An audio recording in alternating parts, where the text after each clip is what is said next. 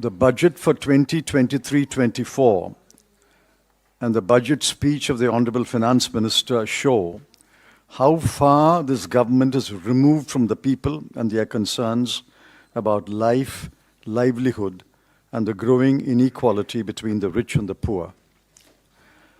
Let me begin by pointing out with regret that the FM has not mentioned the words unemployment, poverty, inequality, or equity anywhere in her speech. Mercifully, she has mentioned the word poor twice in her speech. I'm sure the people of India will take note of who are in the concerns of the government and who are not. Let me turn to the numbers. Last year, the government estimated the GDP for 2021-22 at rupees 232,14,703 crore, and assuming a nominal growth rate of 11.1%, projected the GDP for 22-23 at rupees 258 lakh crore. The GDP for 21-22 has since been revised upward to rupees 236 lakh 64,637 crore. In today's budget papers, the GDP for 22-23 has been estimated at rupees 273 7 lakhs 751 crore, which yields a growth rate of 15.4%, much above the earlier estimate. Given these impressive numbers, real GDP ought to have grown in double digits. Yet the FM and the Economic Survey put the GDP growth at only 7% this year. Will the government explain? The claim of real GDP growth is on the face of lower capital expenditure. Please see the following numbers. In the current year, the BE and RE numbers, capital expenditure was budgeted at 7,50,246 crore. Revised estimate is lower at 7,28,274 crore. Grants for creation of capital assets was estimated at 3,17,643 crore. Revised is 3,25,588 crore. The effective capital expenditure was estimated at 10,67,889 crore, but revised downwards to 10,53,862 crore.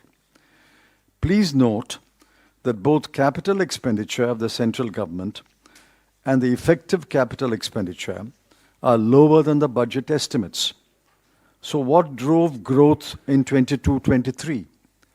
We know that private investment is down, exports are down, and private consumption is stagnant. So how does the government explain the 7% growth in the current year?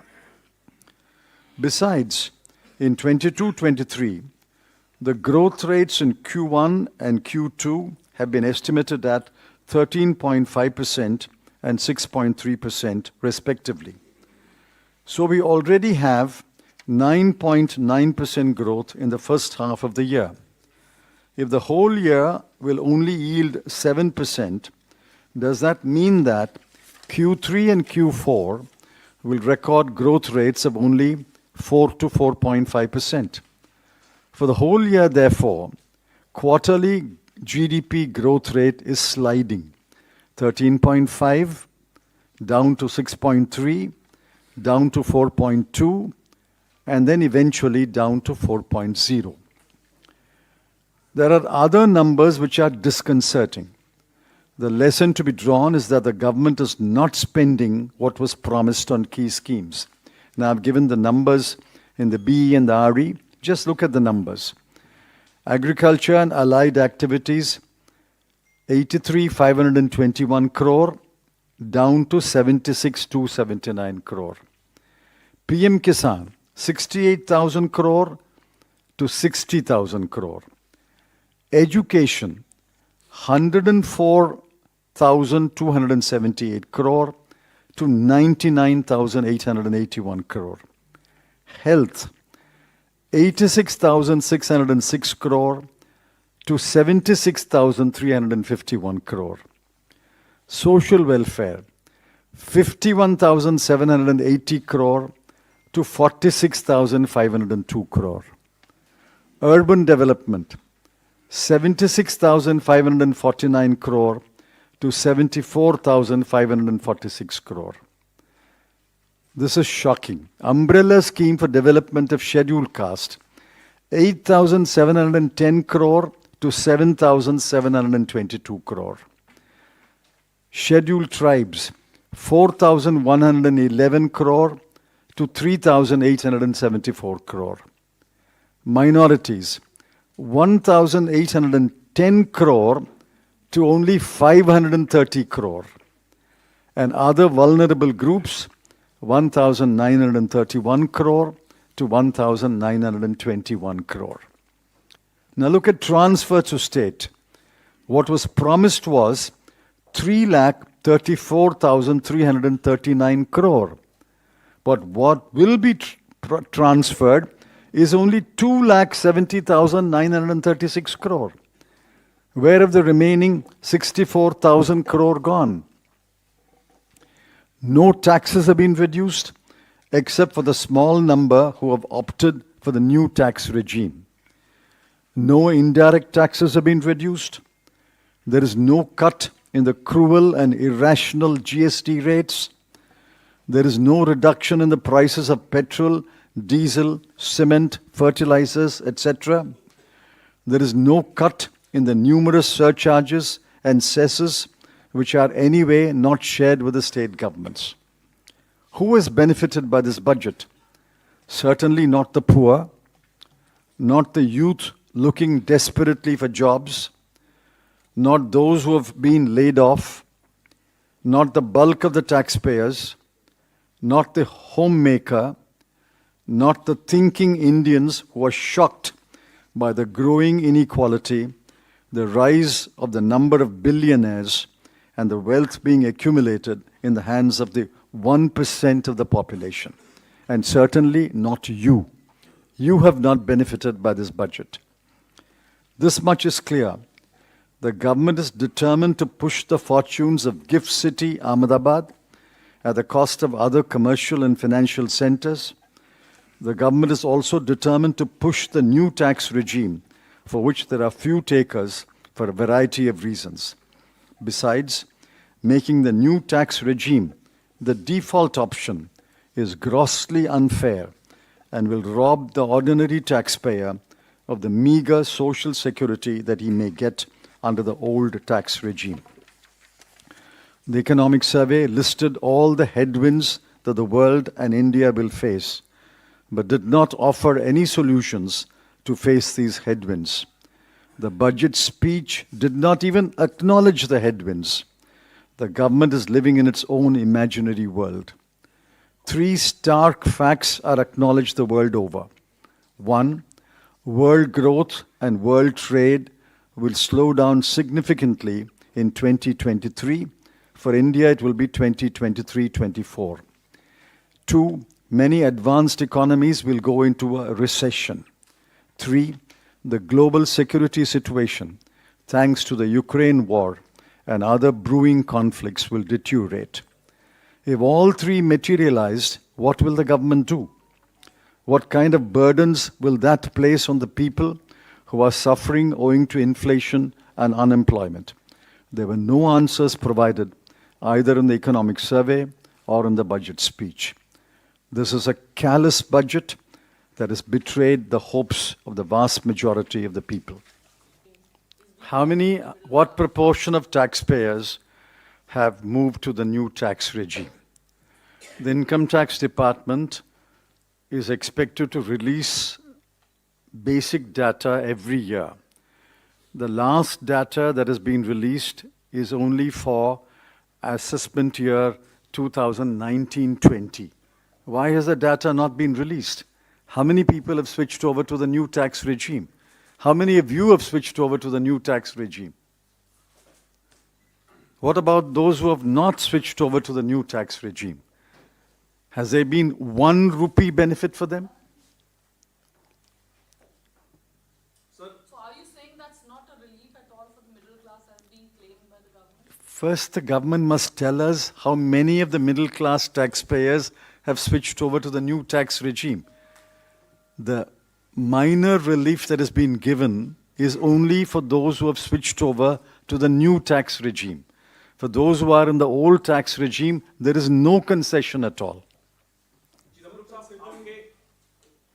Considering that the world is staring at a recession and there has been a continuous fall in the GDP growth quarter by quarter in our country, do you think the targets set by the government of 6 to 6.8% are achievable? Targets are meaningless for this government. Look at the opening few paragraphs. They say nominal growth this year has been 15.4%. But they say real growth will be 7%. Now, this is beyond my capacity to understand. How can nominal growth be 15.4 and yet real growth be only 7%? I mean, somebody must explain. I'll admit that we are not very well informed, but those who are well informed should explain to us. So you expect a further fall in The GDP growth is falling. It was 13.5% in the first quarter, 6.3% in the second quarter, and according to their own number, the whole year will be 7%. Arithmetically, it works out only to another 8.2% in 2 quarters. So I've divided it into 4.2 and 4. You can divide it into 4.1 and 4.1. Sir railway को 2.4 लाख करोड़ का इस बार budget दिया गया है, लेकिन 9% ज्यादा बताया जा रहा है. Allocation to railway. There's been increase. और रेलवे भी सबसे ज्यादा एम्प्लॉयमेंट जनरेट कर रहा है. Don't you think it's a good thing and you should appreciate this? See, allocating more money for capital expenditure is good. Allocating more money for capital expenditure in railway is good. But look at the record of this government. It allocates money for capital expenditure, but spends 22,000 crore less. Will they be able to spend the additional allocation? That is the question. And how many jobs in the railways are vacant?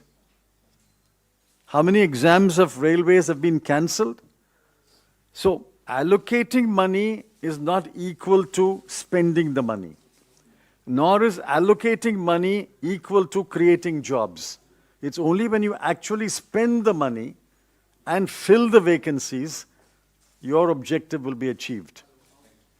Sir, just a follow-up of the first question that we had asked.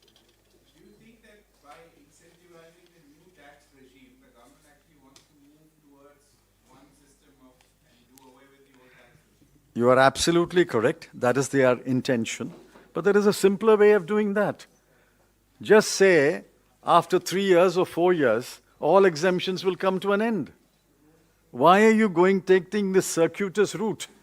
Simply say all exemptions will come to an end, say by 2027 or 2028, and it becomes one tax regime then. Why do you have a exemption tax regime, a no exemption tax regime, and then say it's a default option? What is all this complicated exercise? The ultimate aim of the government is that tax exemptions should be abolished. Tax exemptions give some social security to the middle class today. If tax exemptions are abolished, then there must be another mechanism by which the taxpayer gets some social security.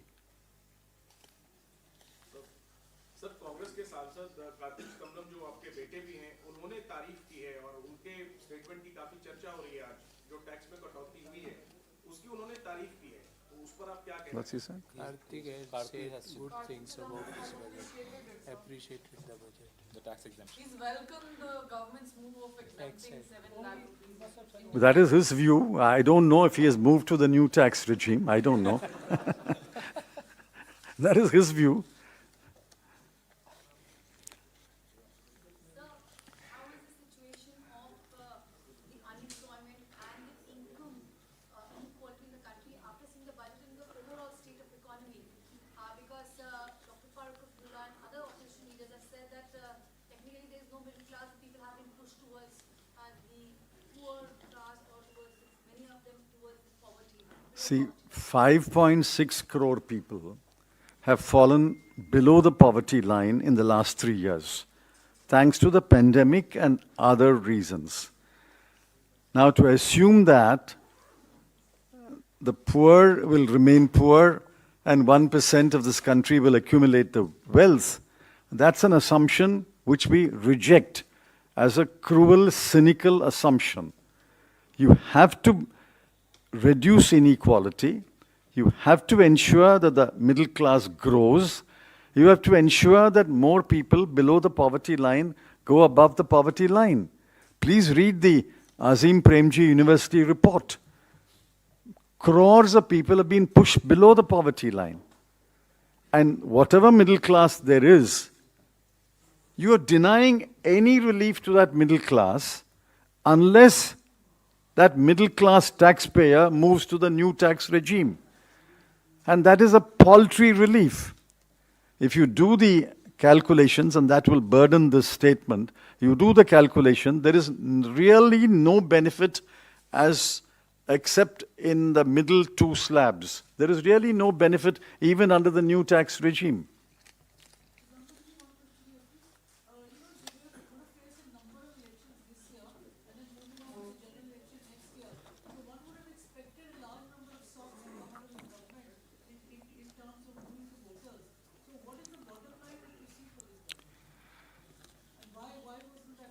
Now, I can't read the mind of the government or the Prime Minister or the Finance Minister.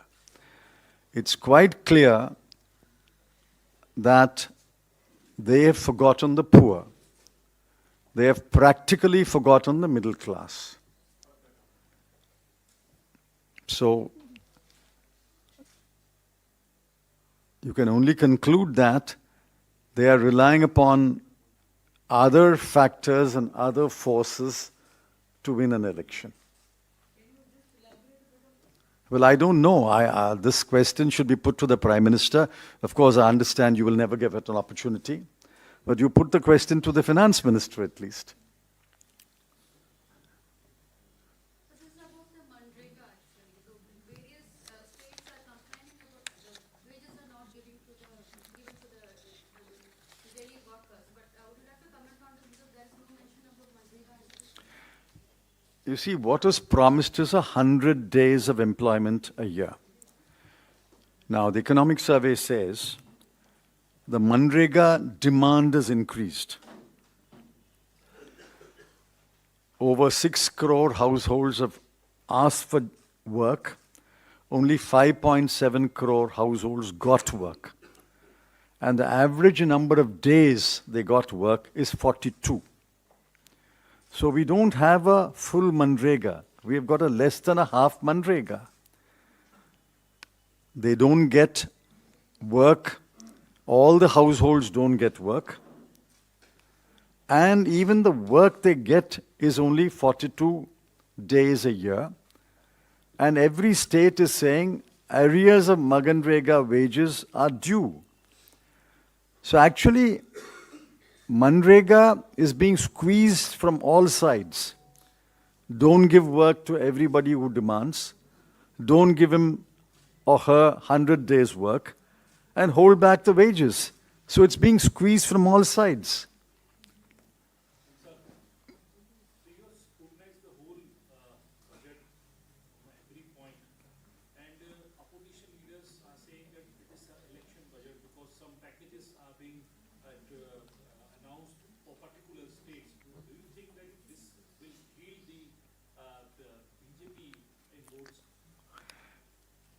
Well, I don't know what state got what. You have to,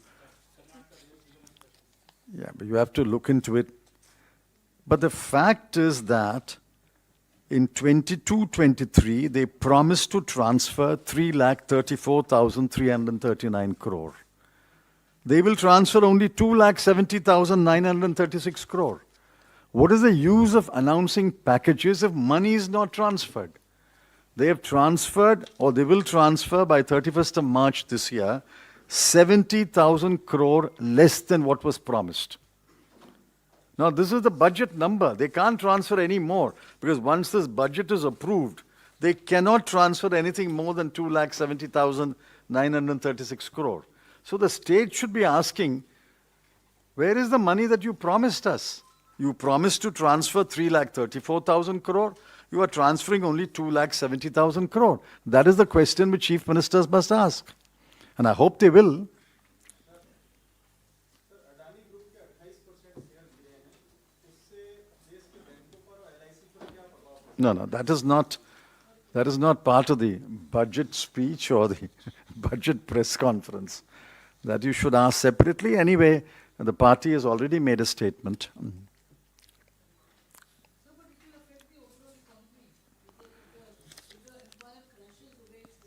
Did you put the question to the finance minister a couple of hours ago?